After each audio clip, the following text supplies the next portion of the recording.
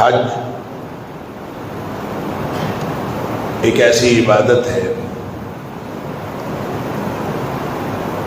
جس کا شوق بھی ہر شخص رکھتا ہے، ہر مومن رکھتا ہے،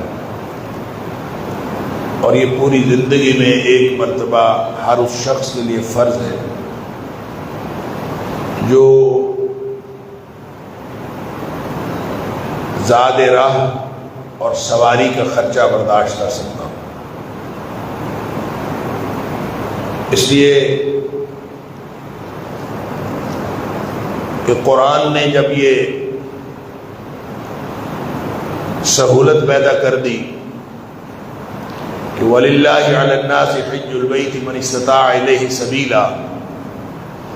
کہ جو اس راستے کی استطاعت رکھتا ہو تو اس کے اوپر حج کرنا فرض۔ تو نبی پاک صلی اللہ علیہ وسلم سے پوچھا گیا کہ استطاعت سے کیا مراد ہے؟ تو نبی کریم صلی اللہ علیہ وسلم نے فرمایا الزاد والراحلہ، جس کے پاس زاد راہ یعنی راستے کا سامان موجود ہو، والراحلہ اور سواری موجود ہو۔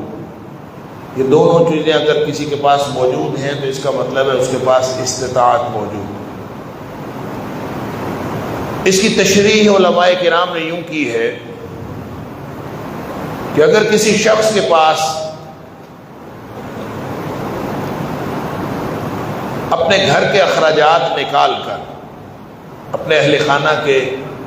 اخراجات نکال کر، اور اگر کوئی قرض ورز اس نے لینا دینا ہے تو وہ نکال کر،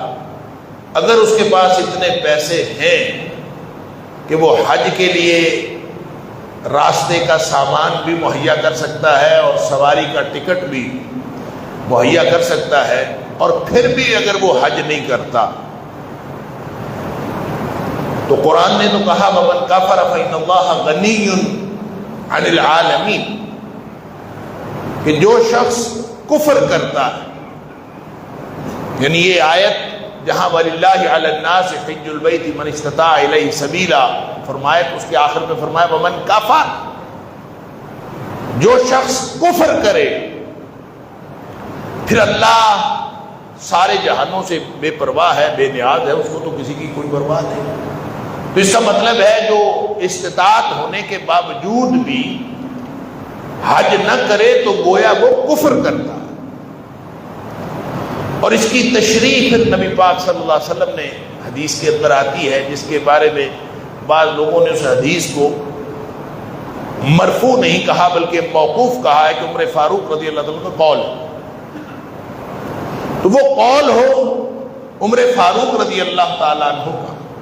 یا وہ مرفوع حدیث ہو، اس کا مفہوم تو قرآن سے ثابت ہے کہ نبی اکرم صلی اللہ علیہ وسلم نے یہ بات فرمائی کہ جس شخص کے پاس اتنی طاقت ہو کہ وہ راستے کا سامان بھی مہیا کر سکتا ہے اور اس کو ہوائی جہاز کا ٹکٹ بھی مہیا کر سکتا ہے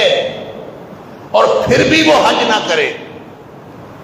تو نبی اکرم صلی اللہ علیہ وسلم نے فرمایا اللہ تعالیٰ کو کوئی پرواہ نہیں ہے اس کے بارے میں، چاہے وہ یہودی ہو کے مرے چاہے وہ عیسائی ہو کے مرے۔